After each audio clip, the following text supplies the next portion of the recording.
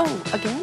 Like I'm allowed to do it again? Yeah. Was I ever banned from doing it? No. I feel like I was. You took a brief break. Well, we're back. Yeah. Hello, friends. Welcome once again to the Brain Candy Podcast. It's the best kind of podcast because it's my kind of podcast and it's your kind of podcast and it's our kind of podcast. So it's time for the podcast. So let's start the podcast right now. Good. I can't even believe I remembered all the words. Right. Because I forgot them when we did our trivia or our karaoke night. Yes. People were like, how does the song go? And I was like, crap, I don't remember. Like on the spot. If I'm not wearing the headphones, the mic is in front of me.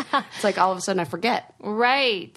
But somebody got it right. Yes, Was that they did. Whitney, I think, maybe got it right? Maybe. Shout out to Whitney if that was you. Welcome, everyone. It's episode 244. Yep. We had such a blast at our karaoke event. Oh my God, it was so much fun. It was really nice. You know what? I think based on what I gathered from this karaoke event, I feel like the next one should just be strictly Disney songs.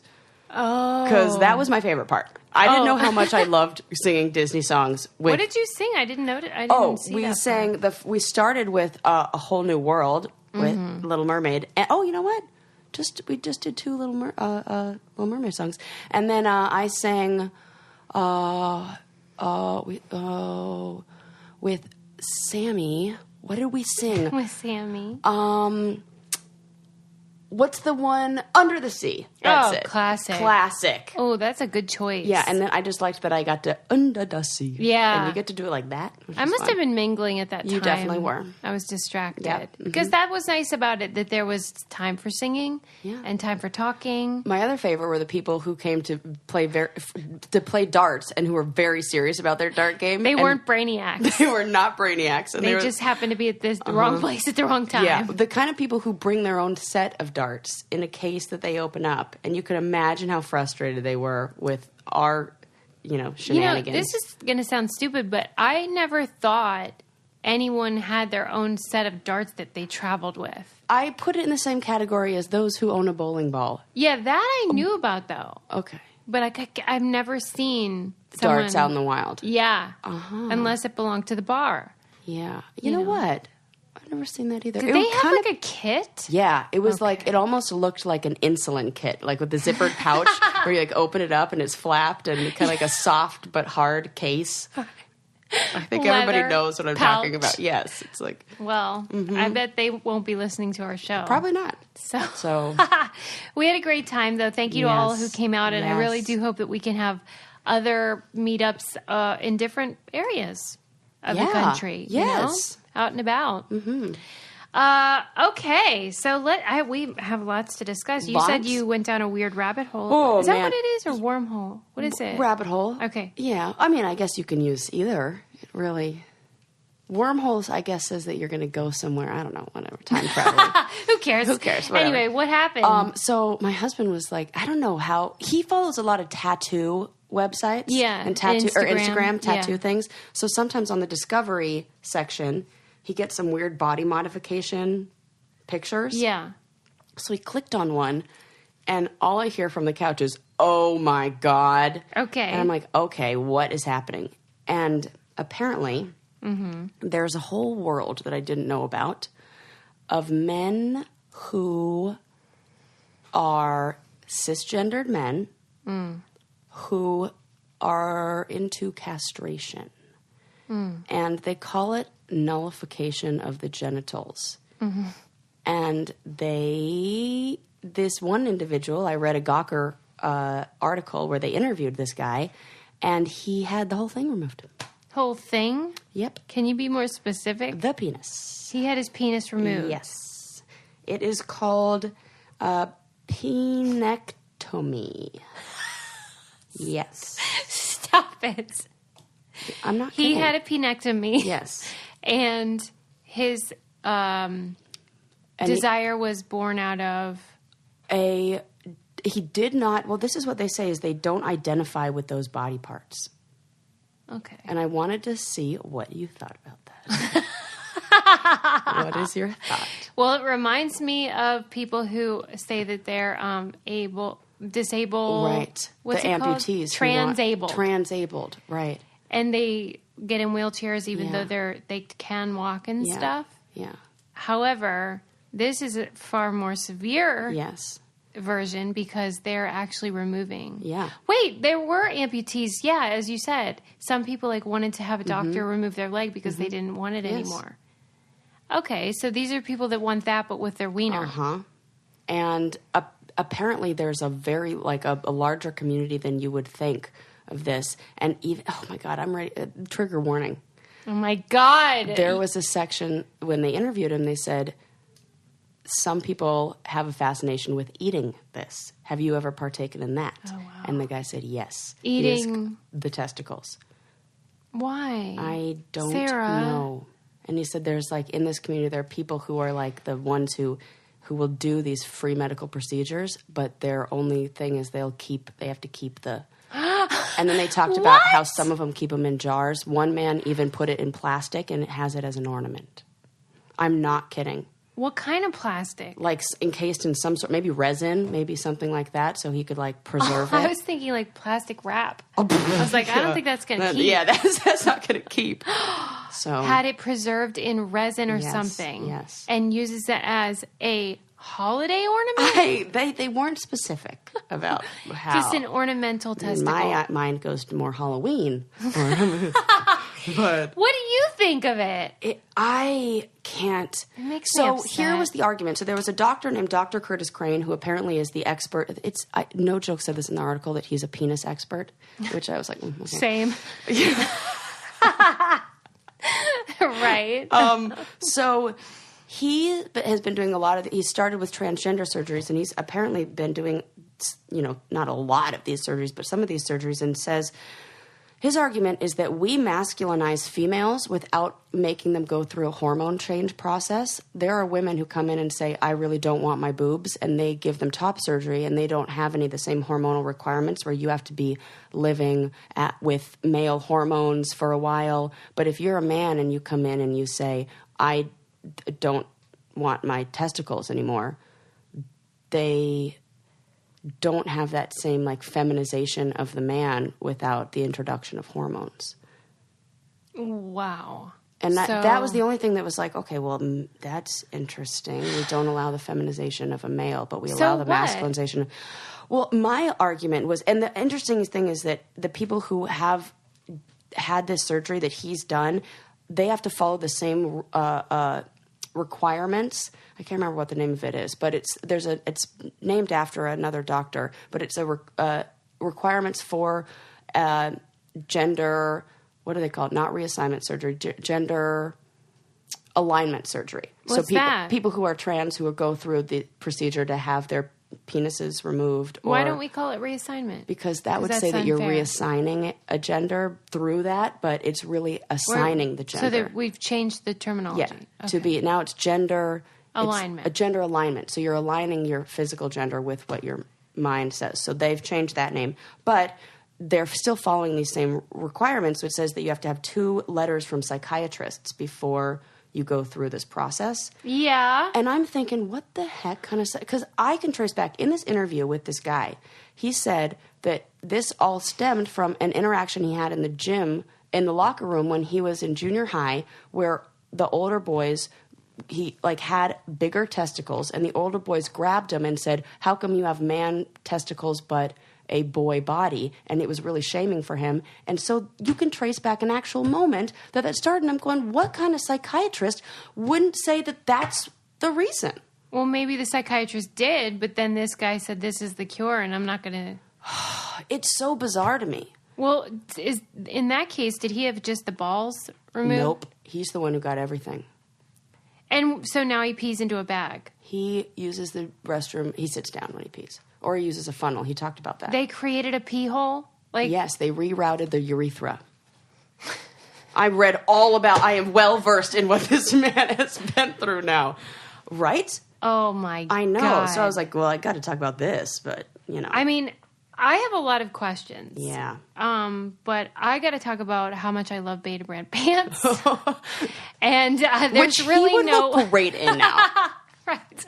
There's really no good way to segue into that. However... That really isn't. I set you up for nothing but failure with that one. That's okay, though, because I really do love my Betabrand pants. Mm-hmm. I have 2 pairs now. I have the pinstripe ones that are black. Dude, I love those on you. They're so flattering and so comfy. And then I got silver. I guess you'd call them sparkly, but they're just sort of silver dress pant yoga pants. And they are so great if you have to go to a meeting or you work like a normal person in an office. Yeah. And the fabric is so soft, but they look chic. Yes. That's what I like about them, is that like you look professional and chic, but you're wearing basically yoga pants. Yeah, and they're super comfy and super stretchy in all the right places. Right, and they make me look like 10 feet tall somehow, which I want. They just feel really good, and I encourage people that have to go to work and look decent every day but don't want to feel uncomfortable to try them. There's a thread in Brain Candy Crush about like people are like, did you try them? Like that, cool. What do you guys think? And everyone's saying try them. Good. And that's why I started wearing them, because I wanted to look nice, but I didn't want to be uncomfortable in meetings and stuff.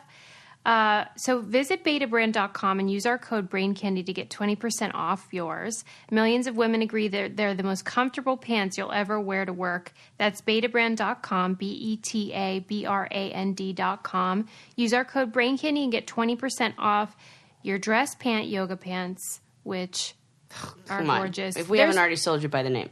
Yeah.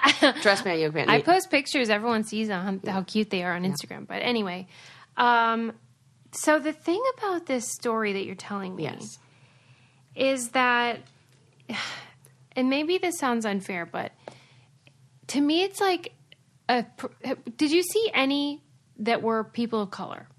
Oh my God, no.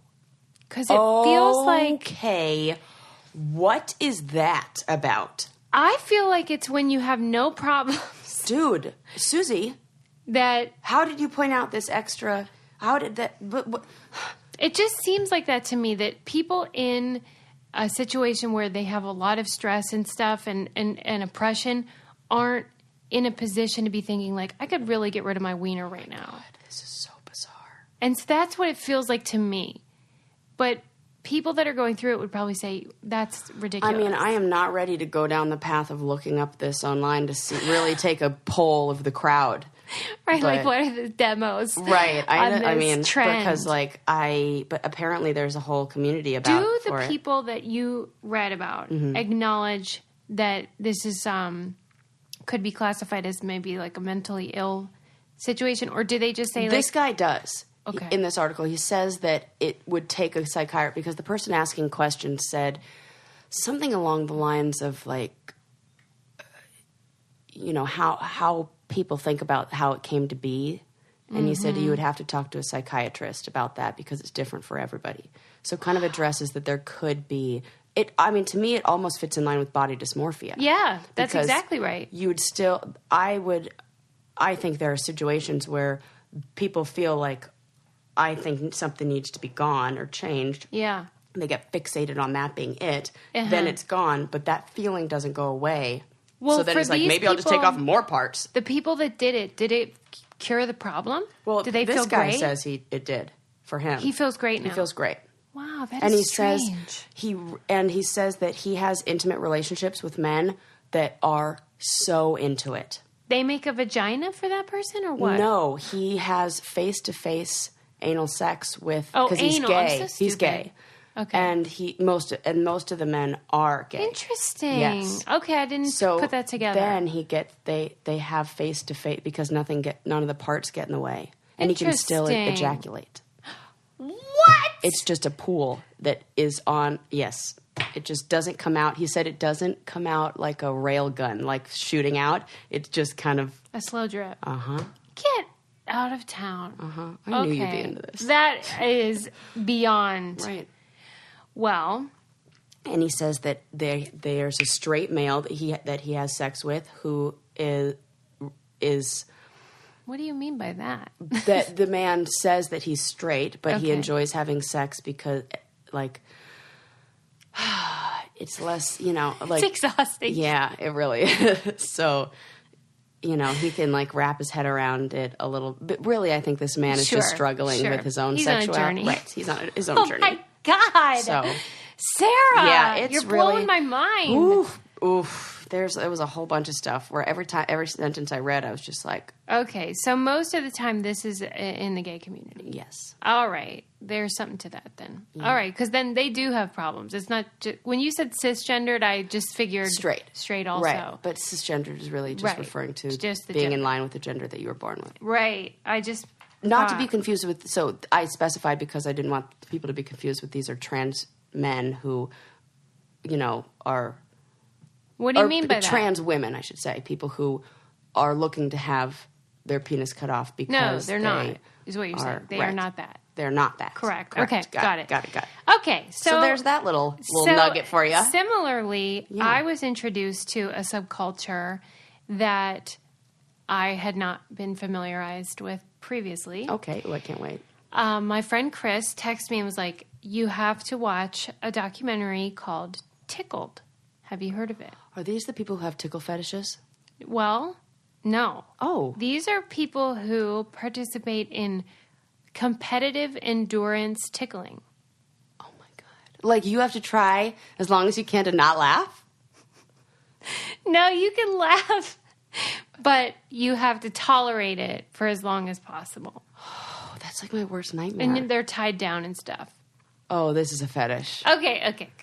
So he was like, you have to watch this film. Well, now I want to see it. Well, you friggin' have to. Okay. I am still reeling from it. Oh, my God.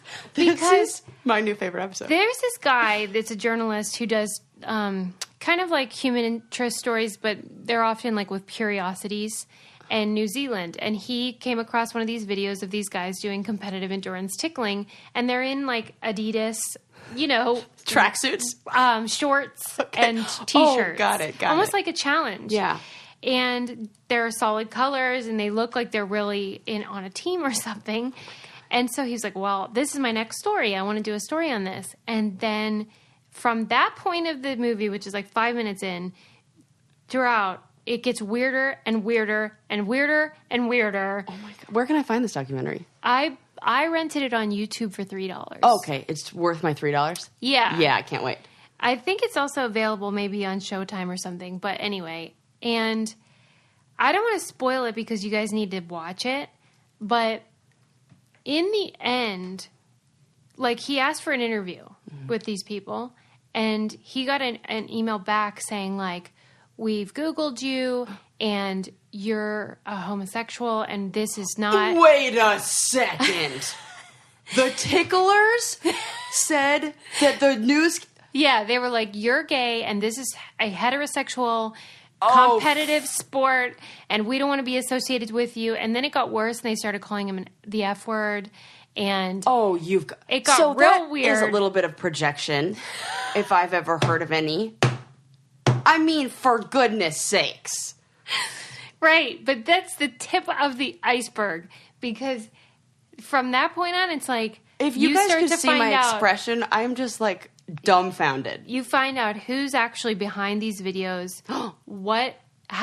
who's funding them, because the people that agree to be in these tickling competitions are doing it because they're offered like $1,500 for 1 day. This is absolute. Okay, I have to know.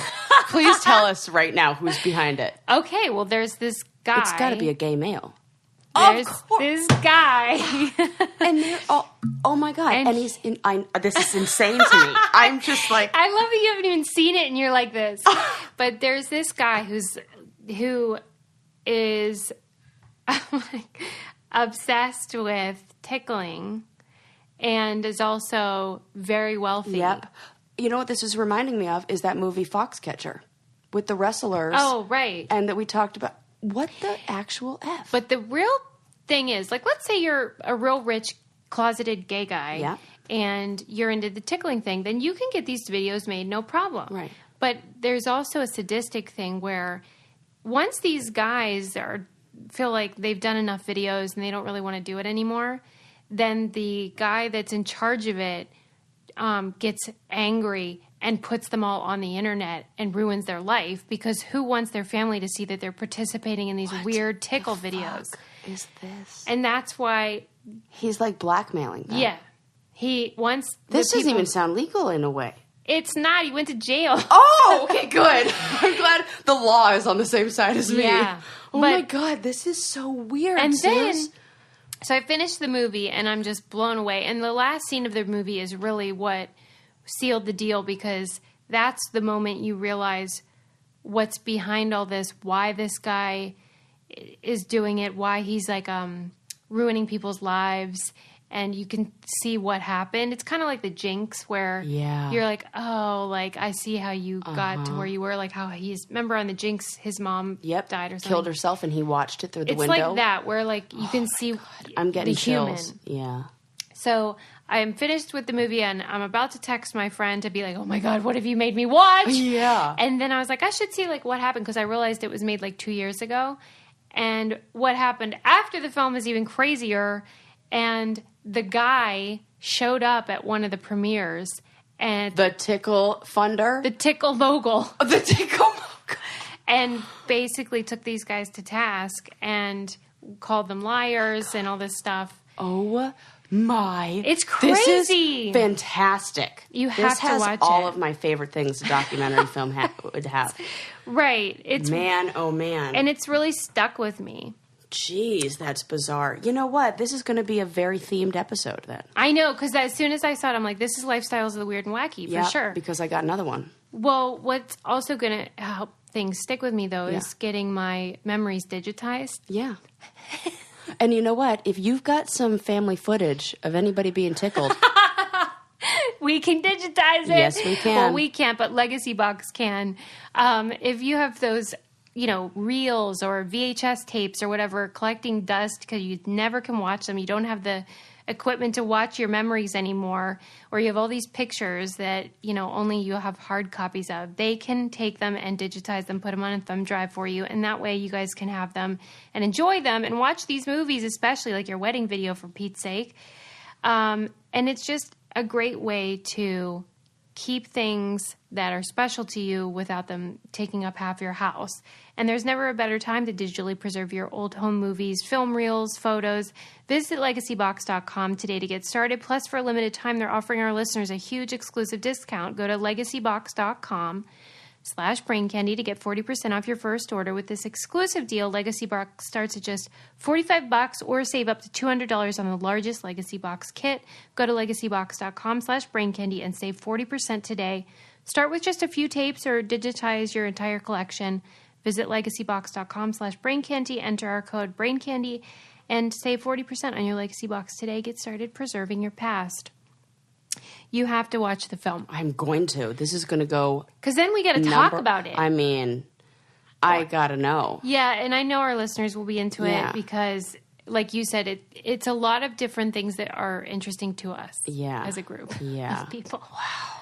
Anyway, so thanks to Chris and Albert for telling me about it. Yeah. They were like... You met them, actually, the guys that... own the chocolate company. Oh my gosh, they're so nice. Yeah. And have great taste in documentaries, evidently. Yes. Yeah, so I was like, this is like Lifestyles of the Weird and Wacky, and we haven't done one of those in a while. Yeah. I'll have to see like on my list here if I have like other weird, and I'm sure I do. Yeah, I read an article on BuzzFeed that was titled, I Found God in Kink, and it was all about how women who are in the BDSM community in New York, they were talking about the percentage of their clients who are Hasidic Jews. What? Give me an estimate of what you think a percentage of the BDSM community is Hasidic Jews. Like this, one woman who works in New York City as a BDSM dominatrix. Yeah. She said like this much. This percentage of my clients I guess are 20? 75%. Okay, what's with that? I know. What is with it? I was going to ask you because I'm like, what is it? Well, tell me more about what goes on, and then I'll try to analyze it. So, they're very conservative, obviously, Hasidic Jews who want to involve religion, aspects of their religion in the BDSM and in the kink by doing things like dressing up in, garments that are worn for religious services. One of the things she described was almost like a, what they call mitzvah bath. Yeah. But it turned into sort of like a wet T-shirt contest. And then God! sometimes like sacred, there's something that they use. It's like a box that's wrapped, that the Torah is wrapped in or something like that. And they want to be binded in that stuff. Okay. And then one of the men who was interviewed for this said that he is no longer connected to his religion, and he's just he's doing everything like he's more connected to this kink community and this BDSM community, and he's really just like going through the motions, and he's doing all that. But then, I mean, they're married, they're children, the whole thing, and apparently it's much larger than... I'm confused, though, about how they reconcile... Are they doing this with a hooker? Yeah. Well, how does that match up? They're not allowed to do that. Of course they're not. Well, so I'm confused because... It says, while Moshe spoke, and they changed his name, spoke candidly about his They life. changed it to Moshe? Yeah, I mean, because it's got to like... Okay. It couldn't be Jim. Then we wouldn't believe it. He always emphasized the fact that he is one man who is still grappling to understand his own psyche and is not a representative for a larger sect or for anyone else's desire. He's not alone, however, as someone in the intersection of New York's dominatrixes and the city's most devout Jewish communities. So it's basically saying, like, this is going on. I don't get why they can't do it with their wives, though. Well, that I think is it says if someone's always been taught that BDSM is wrong, that it's deviant, and that it's not holy, that's likely to make them feel especially conflicted. And so they turn to this service. I don't know why. It's especially something about, to me, it says something about the repression of things causes it to come out in other areas even stronger. I see what you're saying, and I see how... When, we talk about how if it fires together, it wires together and things like that. Yeah. I can see how that would happen with religion and how, when you hit puberty, that's when a lot of like religious rituals oh my God, that is it. Okay. That's what I'm thinking. Okay. What? I think you're onto something. Okay, so you think... this lines up with the time in their life when they're coming into their, like, feeling sexual awakening feelings they're coming into puberty. Yeah. And they're also at the same time going through religious... Like bar mitzvah. Yes. Okay. That something about their first thoughts of sexual experience are happening simultaneously to when... Important religious events. I wonder if this is in other cultures that have, like, if that age is... I should ask my friend Kelsey because this is really interesting. She's a PhD in sociology, but her specialization is in the sex lives of evangelicals. But okay. She knows about sex and religion, period. So I'm surprised she wasn't interviewed in that article. But there's a woman whose name is Allie Rowbottom, and she's the academic advisor and therapist for the Center of Jewish Intimacy. And what'd she say? She said she's not familiar with that. Okay, my God. Her quote was, "I'm personally surprised by how commonly you and your colleagues see this." Oh my God. She said she told me more shame about it and certainly more tendency to pathologize it, so there's less openness and exposure and discussion of expectations. So... Well, it's weird because in Kelsey's research, she talks about how evangelicals have similar restrictions on sex, of course, but within marriages, anything goes. Well, that's what they said is that right. Within the Jewish community even encourages that kind of like sexual exploration between husband and wife. And I think it has, there's even oh my God, this was so weird that there's not weird, but whatever. There's an entire genre of porn dedicated to this called From Erotica. Why? I don't know. Why is it called From? Because that means, I guess it translates to Orthodox, meaning Orthodox. I thought you meant F-R-O-M. Oh, F-R-U-M. Okay. From Erotica. From. I was like, what are you saying? I don't know if I'm pronouncing it right, but. Okay. Yeah. Wow. Yeah. Well, I really think they should probably just do that with their wives then, if that's what they're into. And oh my God, it also said the emergence of the internet was a reason why this, like, people are seeing more of this now. And I don't know, they didn't it's one of those things in articles where they said it, but they didn't freaking explain why. Right. Or it just says. And you're just supposed to nod like, oh, okay, yeah. It may, just like, yeah, okay, that's it. It's just the internet came to be, and now we see more of this.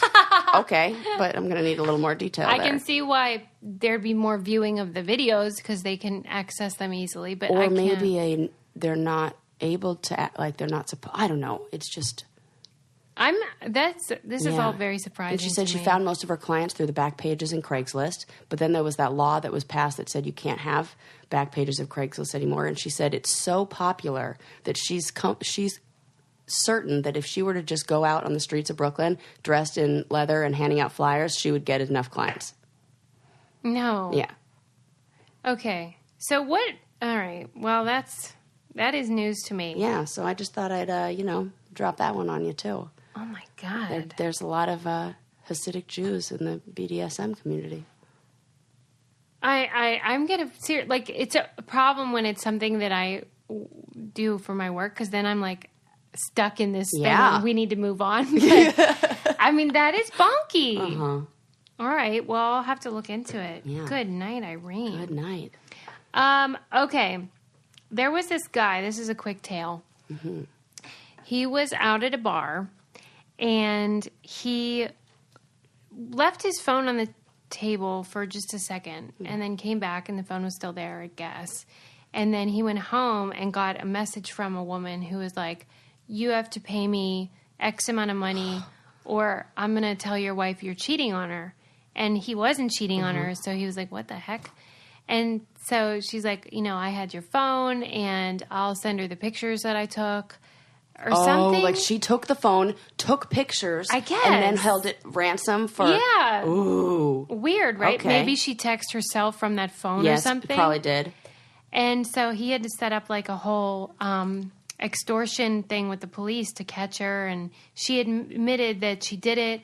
And then she said that she was just trying to get money because her loved one was ill. Uh-huh. And, one of those stories. Yeah. And I was just like, it's not... This story isn't shocking in the sense that, like, okay, it's a crime, they needed money, whatever. But, like, I don't know. It just made me think, like, why doesn't it happen more? Because we all have our phones. Like, dude, it does. Oh. What? When we did that episode about when that caller called you. Yeah.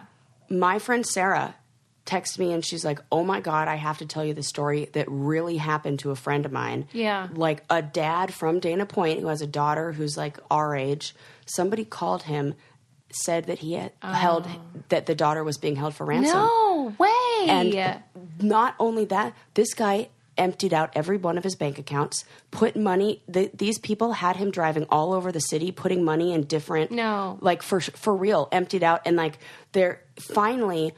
Oh, and then they said that, like, we are tracking, we have tracers on your phone if you try to call your daughter or anything. So finally, like, he went missing for, like, 48 hours and because he was on this, for real. Like, Sarah said if we wanted to get the girl whose dad actually did this on the show, that she would be a guest. And she'd totally tell us this whole story. So at that time, she was just living her life. She living didn't even her life. know. But then dad went missing. And so they were like, oh my God, this is so unlike him. This is not something he does. They called the police. The police even stopped him, pulled him over. And were like, is everything okay, sir? And he lied to the police and said, yes, everything's fine. Because he was scared. The police had to stop him twice. So it's one of those where he was like speeding, got pulled over. He's basically got like this gun to his head via the phone. Yeah. And he had to like lie to the police. Wow. And it's a crazy story. And then finally, like, she finds the dad and she's like, Dad, I'm okay. And he doesn't even believe her. It's the saddest thing. And like totally drained their bank accounts. I don't even know what happened. So, dude. I guess you one-upped me on that story. Oh, I didn't mean to. No. I was just saying that, like, this is like a real freaking thing that I think you're right does happen more often. And the police said that this is a chain. Like, they can't catch these people. And it's happening more often than you think, especially with older people. Well, I mean, that is not a smart thing to do with your money. But what is a smart thing to do is to use the Robinhood app, which I just became familiarized with, and I'm so excited about it. I was just telling Sarah. I know you've been squawking about this all morning. I know, because it's fun. I'm kind of intimidated by, like, investments and things like that. Like, I don't know what that's all about. So I downloaded this app, and it was super simple. And it lets me buy stocks in whatever I want. Oh, Robinhood. Yes. Steal from the rich, give to the poor. I get it. I'm loving it. Yeah, it's an investing app. Lets you buy and sell stocks, options, all this stuff, commission free. And they want to make it so you like can have financial services for everyone, not just wealthy people, which is nice? so cool. Yeah. And it's not intimidating. Like I said, it's super simple and clear. You just like put your info in, and then it's like, what are your interests? And like, what type of stuff are you into? And then it'll say if you're, if you like makeup, you might want to invest in these things. Oh, cool. It's so easy. And Robinhood is giving our listeners a free stock. That's awesome. Like Apple, Ford, or Sprint. Oh my God, like you could pick one and then however well it does, that you get it. Yes. Wow. They want to help you build your portfolio. Sign up at braincandy.robinhood.com. That's braincandy.robinhood.com. And, just see what it's like. Because for me, it was like, oh, this is so easy and not scary and weird. And anybody can do it, even if you have $20. Yeah, so man. It's really cool. It's braincandy.robinhood.com, and you can get that free stock. Check that out. That thing you just said, though, about how the police pulled him over, and then he was like, no.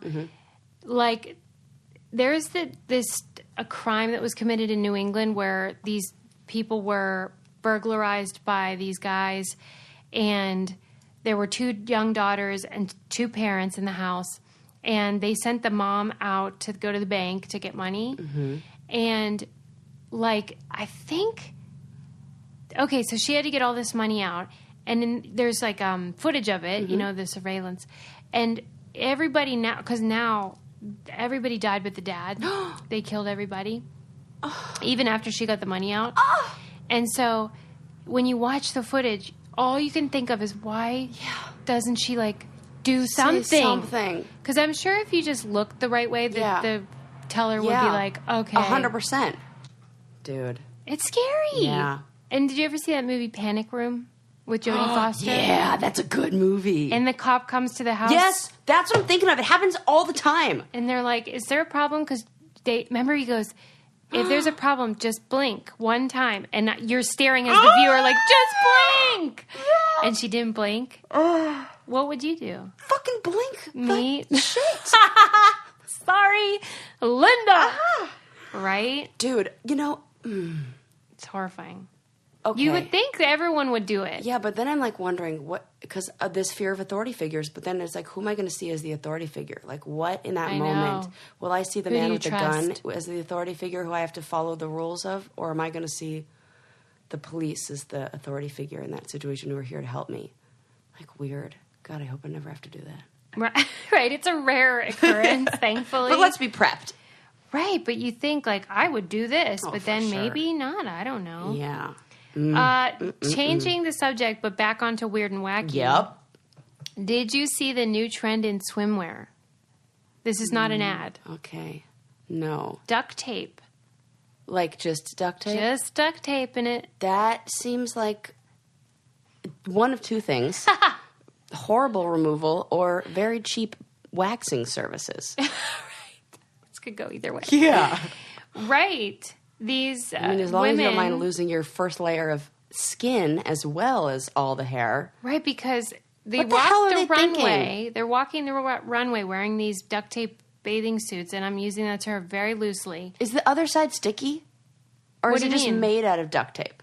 I believe that they took duct tape and for stuck goodness it sakes. on their parts and made these like really whatever you'd call that Oh my God. swimwear. One of my favorite TV shows that really everybody who's a challenge fan should watch because it scratches every single itch is King of the Road on Viceland, which is a skateboarding competition that Trans World Skateboarding does where they take different teams, like professional skateboard teams like Birdhouse and Zero and all those guys, and they like have their little skate team and they have a book of challenges that they have to do. And okay, now remind me of why I'm talking about this because I got so Duct tape? excited. Oh, right. Yes. So one of the challenges is they have to go into, it's either like go into they have to go get a hotel room dressed only in skateboard stickers. Like, oh my God. They cover themselves in like make clothes out of skateboard stickers and then go try to get a hotel room for the night for their team. And like that's harder for Harry, like if you're a man. And it's all hilarious. I mean, it's like so funny, but I'm thinking that the same thing that's walking down runways are what teenage boys are doing on skate tours in the back of vans as practical jokes. Like, on one hand, these women look super sexy. I'm not saying they don't. Yeah. But I'm just thinking, like, their vagina is not like mine. Right. Or, that's making my vagina hurt just thinking about that. Removal? Yeah, like if you pulled it. Oh! Okay. That is Think about thin, it. sensitive skin. Right. And some of us have more flaps than others. Is this going up the... What kind of coverage are we talking on the bum? You know what? That's a good question. They were all front-facing in the pictures I saw. Yeah, what's the butt look like? If it's like an up-the-bum situation, like, are we talking thong or Can you imagine full how cheek? bad that would hurt your butthole? So bad. It's making my butthole tighten up as we speak. It's making every part of down there tighten up as we speak. Right. I mean, this to me sounds like a bad day. I mean, I gotta look up these pictures Yeah. Look at them. How can I not? I do so appreciate that Google. they like have different shapes and styles available. But who's selling these anyway? Like, and don't you hate when they just are trying to get clicks and then they call it a trend? It's like, that's not a trend. That's just people walking down a runway. Yeah. Nobody's going to really do this, right? Okay. Oh, God. We've run out of stuff. Do they show the butts? Sarah. Duct tape bikinis. Have we just found the craziest bathing suit trend ever? Is that what it says? And it involves duct tape. Yes. Okay. Well, one of them looks kind of cool. See? They're not all bad. They're not all bad. But they would hurt your flaps. Here's the thing, is that I don't want this to be presented to me as a fashion piece. What do you want I need it to be presented as an art piece. Like, to me, this looks more like art and like... Yeah, good point. Than something that's I'm going to, as a consumer, go out and purchase. Like, the idea that there is... this is more of an exhibition. And it says gold body tape now available with worldwide shipping. Order your own Black Tape Project body tape.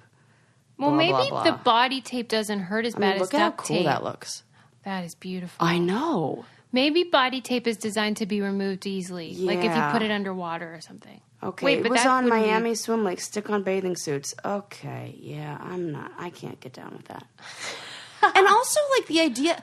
Okay, have you ever worn a waterproof Band-Aid where you're like, yep, this did the job? I really don't think that the swimming is going to happen. Like, you're gonna tell me to go into a body of water, right, designed to make sticky things not sticky, with a bathing suit made out of that. Yeah. That doesn't make any sense to me. But if they look like those models, I mean, they should just be naked. We'd all be fine with it. They should just be naked. Yeah, I'm looking at these, and you know what? It looks like a bathing. It looks like... Wow. This just in. Don't wear sticky shit in the water. And also, regular bathing suits are just fine. Right. If it ain't broke. Don't fix it! Right. It's not like the 20s when they were wool. Wow. We need to see some butts. Oh, I saw a butt. Okay. Ask and you shall receive. Look at that. It is a thong. Okay. Well, that looks easier to... strategically lined up. That's not the same as duct tape, what you just showed me. Which, that would probably not hurt. I mean, is this what you saw? Yeah. Okay. It's body tape, but yowzer. Right? And my also, vagina would I can say see no, her entire vagina. Let me see. I can see all the folds. I zoomed in for you. Wow. It's nice really and tucked in. Beautiful. You know what? Beautiful. Nothing wrong Good with on it. ya. Don't cover it, lady. Yeah. That's your first mistake. Just let it all hang out. Yeah, they got real toit vaginas. Also, another bad transition, but have you received your Grove shipment? Oh, not yet. I just ordered it. Really? Yeah. Oh my God, Sarah! When it comes, you're gonna die. I know. But you know why? Because it has all of my favorite things: cleaning stuff. Yep. And non-toxic stuff, and good for the house. It's amazing. Grove, here's the situation. They, as you said, believe healthy, beautiful homes should be accessible to everyone. And they make it really easy to get products you can feel good about in your home and with your family. It's so easy. Here's the deal. Like, they have a bunch of different brands, Mrs. Meyer's, Method, Seventh Generation, all of your favorites. Mrs. Meyer's. And my box came and it was just like filled with all these amazing cleaning products that I already use. Yeah. And you're in control. You can customize the auto shipments. So, like, you don't have to worry about running out of all these cleaning products and all the things you use all the time in your house. They give you reminders so you don't run out of that stuff. And you can change your account anytime. Find out how committed Grove is to its customers with 100% happiness guarantee and free shipping. It's so easy to discover amazing and affordable natural, home, and personal care products with the confidence of supporting a safer environment for your family. Right now, our listeners can try Grove with a 2-month VIP membership and bonus gift by going to grove.co/braincandy. That's grove.co/braincandy, not grove.com. Grove makes it easy to have a happy, healthy home. Really nice products. Yeah, that's a great deal. It's a great deal, and it's a great service, and I love it. And you know what I hate doing? I hate doing will you go to the grocery store to get those stuff that we need? No, you go. Well, I bet you do, because you live like a million miles from the grocery store. Yeah, so it's just like, to if get we out forget if we haven't bought toilet paper, well, guess what? Nobody's wiping their bum. We need a family cloth. Put some duct tape on there. Yeah. Problem solved. Family cloth. We have a guest today. Oh. And I am so stoked about this author. Allie Rowbottom is her name, and she wrote a book called Jell-O Girls. Mm-hmm. It's also my August book club pick. Oh, nice. And it's a memoir, and she is an heir to the Jell-O fortune. Get out of town. I can't wait. Oh, my gosh. It's so good. And the book is phenomenal. Here's why. That's my new thing. We have this thing in my family where Adam will always say something, and he'll say something outrageous, but then he'll go, here's why. And I'm all ears, like, let me hear it. But so she is a PhD, and oh my God, she writes like you wouldn't believe, and somehow manages to tell her family story, which deals with a lot of issues with women in the family and what it's like to be in a family where all the men are like too stressed about their fortune and their business, and the women are like bored and don't know what to do with themselves. Yeah.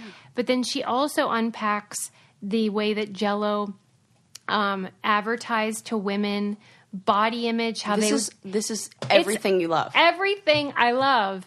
And they talk about the way that Jell-O handled like relationships. I mean, Bill Cosby was their spokesperson. That's right.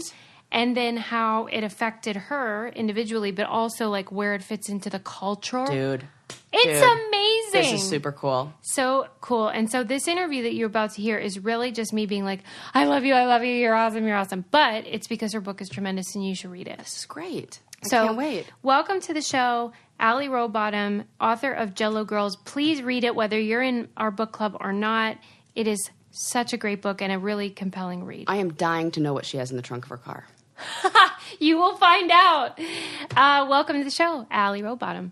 First of all, thank you so much for coming on the show, but more importantly, congratulations on your freaking great book. Thank you. I'm really excited. It's kind of a surreal experience. Yes, tell me what it's like. I can't imagine. Tell me. I mean, a lot of people, and I've not had children, but a lot of people are equating it to. A lot of people who have done this before are equating it to having a child and then watching it grow up and leave you, which seems like an apt comparison to me.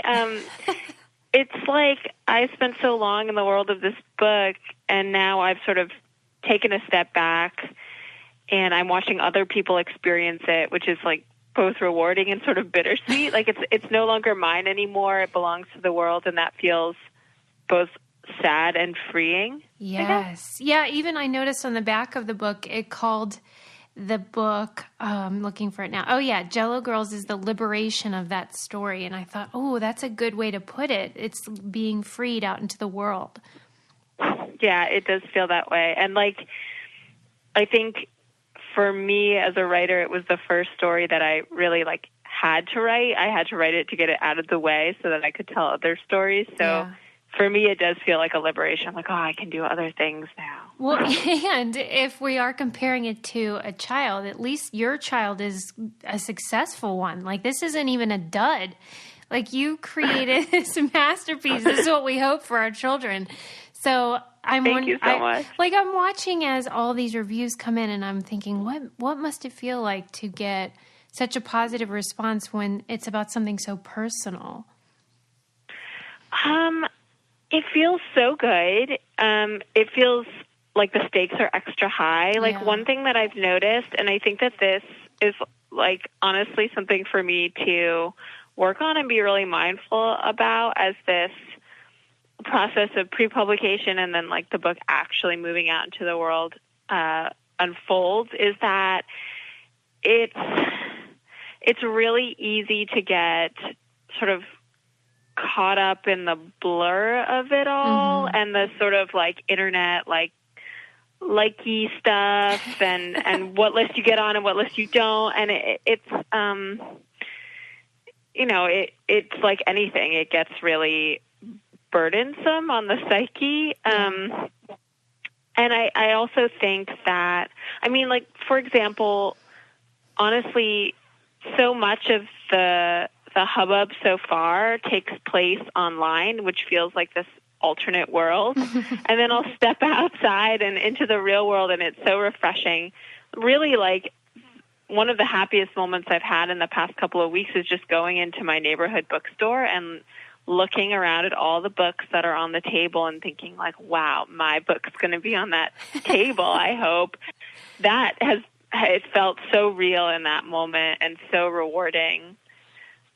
I mean, it must be really special. And I think about I was so impressed with how you're telling, obviously, this very personal story of a family history, but you do so with an amazing ability to create context that I wouldn't be able to do with my own personal narrative. Like, because you intertwined feminism and consumerism and all of these big cultural elements into your own family history. How the heck did you do that? I want to know. It took me so long. I mean, the funny thing is like, the book, it had to teach me how to write it, and it took, maybe 4 years for me to really understand what it was trying to tell me to do. And I think that's because I approached it with so much ambition. Like, I wanted to talk about, I couldn't quite articulate it, but I wanted to talk about feminism, and I wanted to talk about my personal story, my mother's story, and my grandmother's story, but I also wanted to talk about the story of where we specifically come from and the girls of Leroy, and this sort of, like, larger question of illness and its origins, and how illness is gendered and how it's then treated.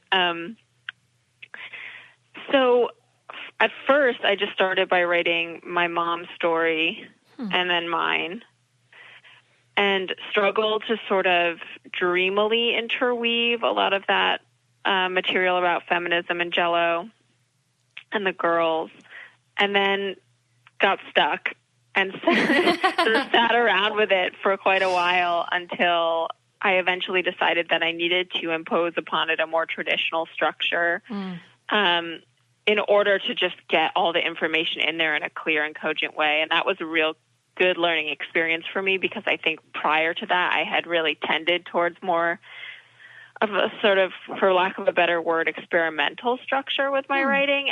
And this book showed me that I could use a traditional, or quote unquote, for lack of a better word, traditional structure to experiment in other ways. Wow. So that's a sort of a rambling answer to your question, but it took me a really long time to figure out how to get everything in there that I wanted to. And I'm happy to say that at this point, I really can't think of anything that I wanted to include that I didn't get in. Well, it doesn't feel labored or as if, you just put pieces together. I mean, it feels so poetic and beautiful. And I'd be like reading along and then be like, how did she do that? Where I would feel almost as the reader tricked into thinking, oh, this is just about family. And then next thing I know, I'm reading about friggin' Bill Cosby and seeing how, marketing and the way advertising talks about women and daughters and mothers. I was like, this is a genius. And I friggin' love it when it's a woman genius who's doing it. And at one point in the book, there's a question that's asked where it says, how does Jell-O make women silent? And the answer is by convincing us we're less powerful than we really are. And I was wondering if writing this story it was empowering for you, or if you just felt bogged down by the whole process. First of all, thank you. I certainly do not feel like a genius in my everyday life. I think it's probably really common for writers, but I feel like I'm sort of one semblance of myself on the page, and when I'm writing, and like a totally different person in the real world. So thank you for that. Yeah, I mean, I think that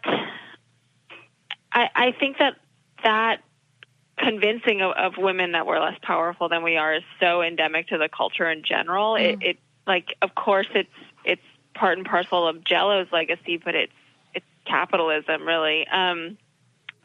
I did find this process empowering.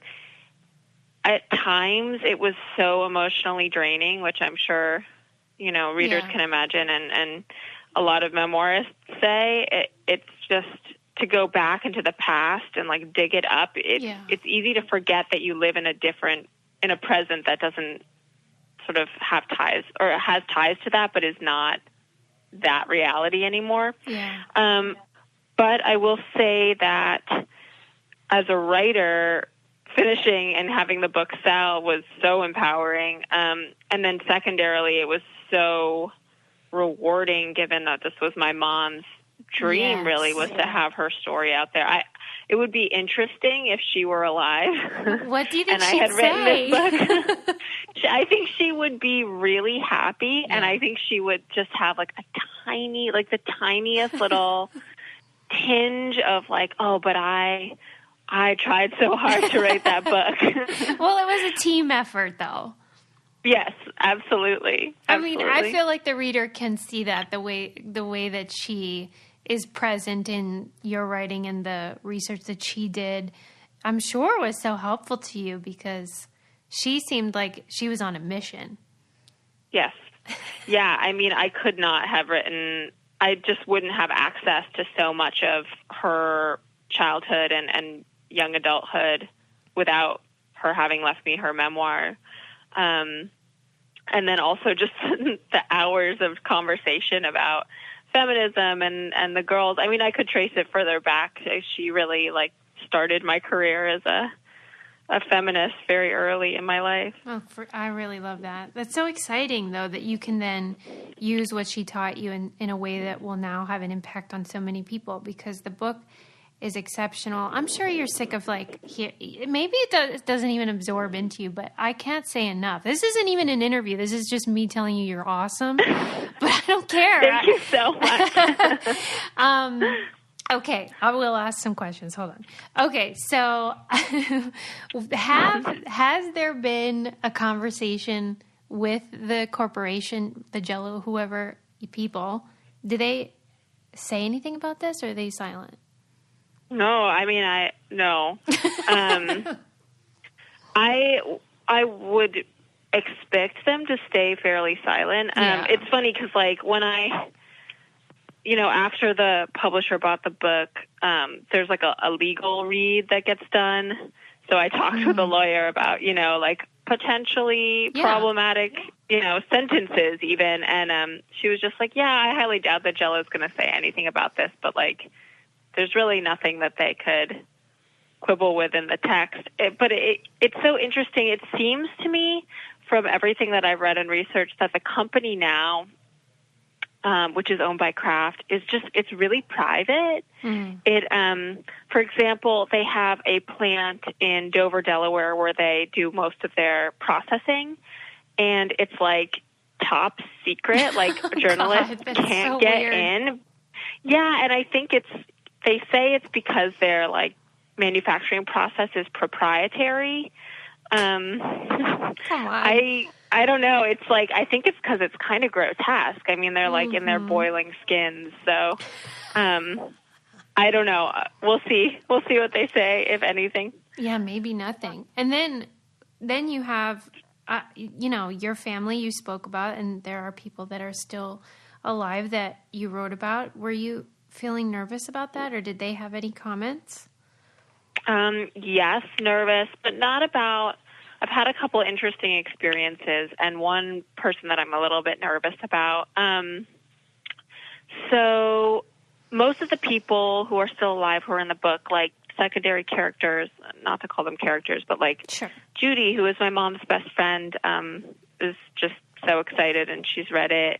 I gave the book to my dad to read when it was in sort of a copy editing phase, and he freaked out, which I was kind of expecting, but we ended up sort of going over the areas that he was upset by and just having long conversations about it, and that was somewhat healing, I guess, for us both. Yeah. We ended up doing it a couple times, though.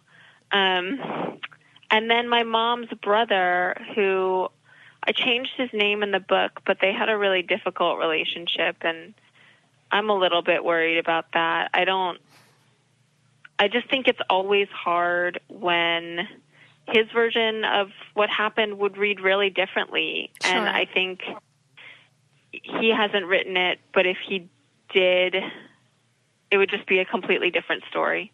So I'm sure it will be challenging for him to read somebody else's version of the story.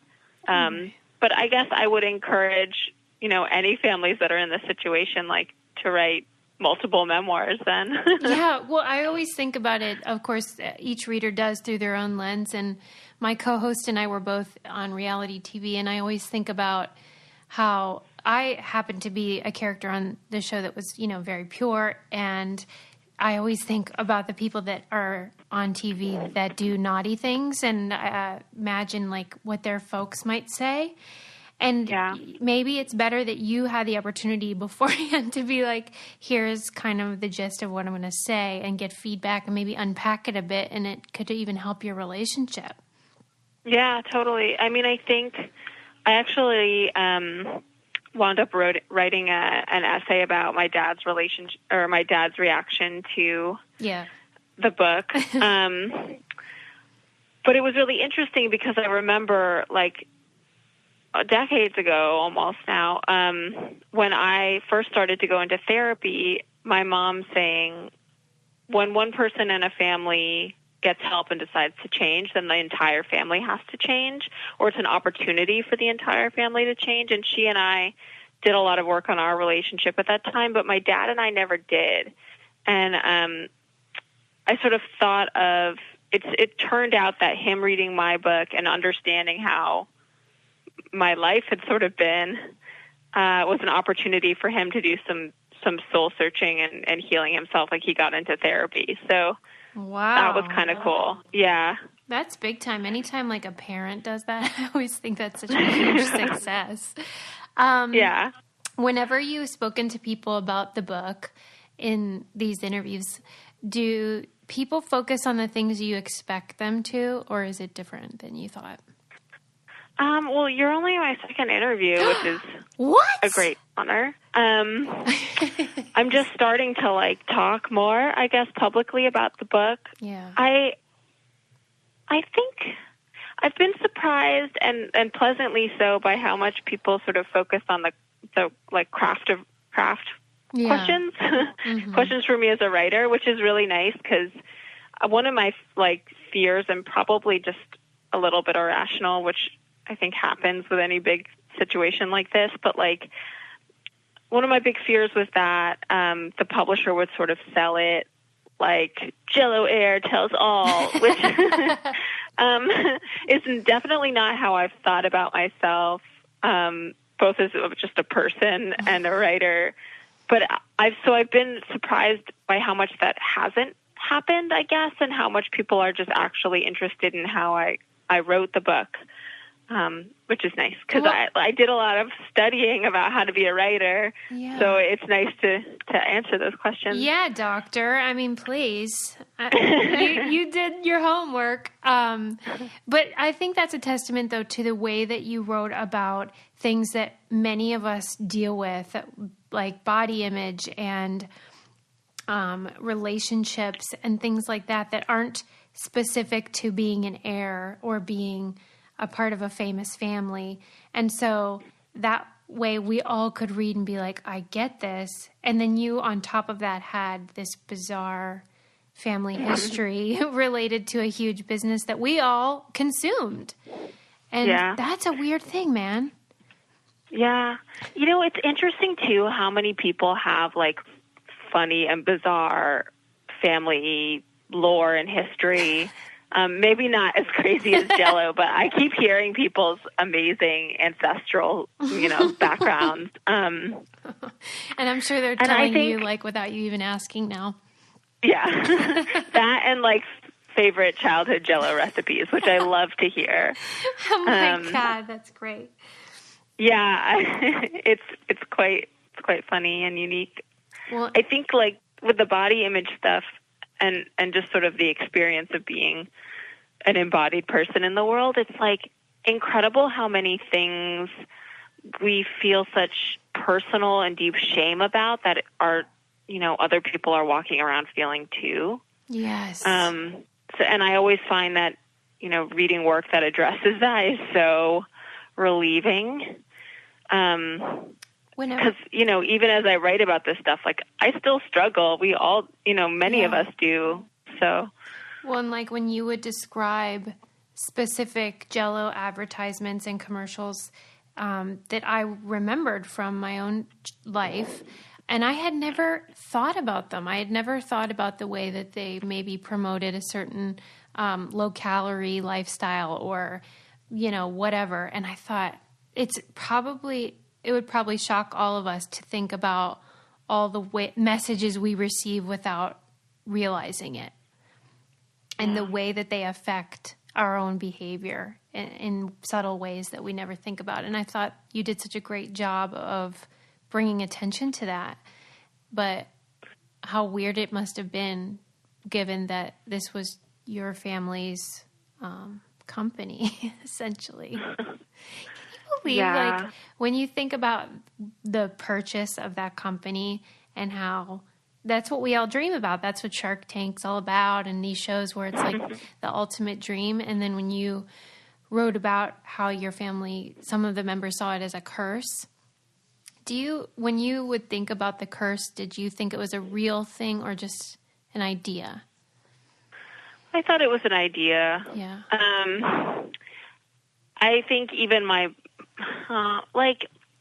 I think my mom sort of thought of it as an idea or sort of a misguided idea as well, that like she then discovered, she spent so much time trying to figure out what this idea really was, and then landed on the concept of it being, larger than her family and larger than any one family, but specific to culture, I guess, and this sort of patriarchy that's specific to American culture.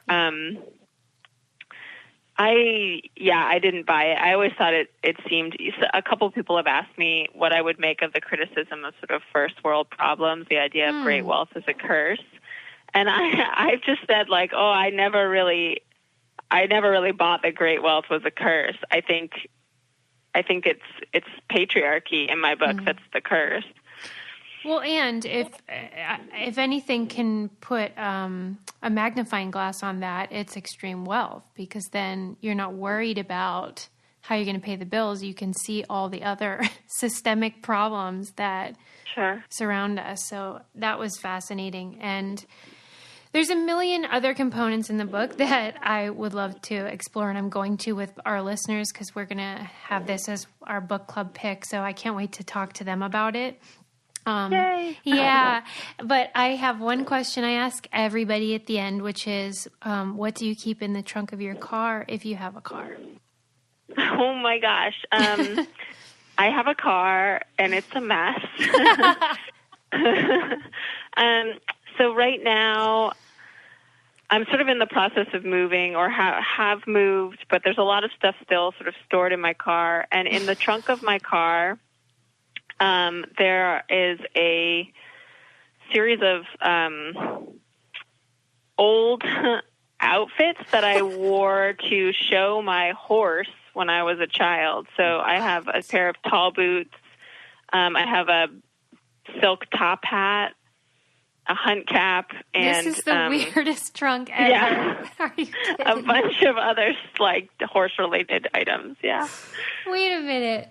So when you would show the horse, you would you would be required to wear these get-ups? Yeah, and I'm writing about horses in my second book, but I still own the horse that I had as a child and showed through my adolescence.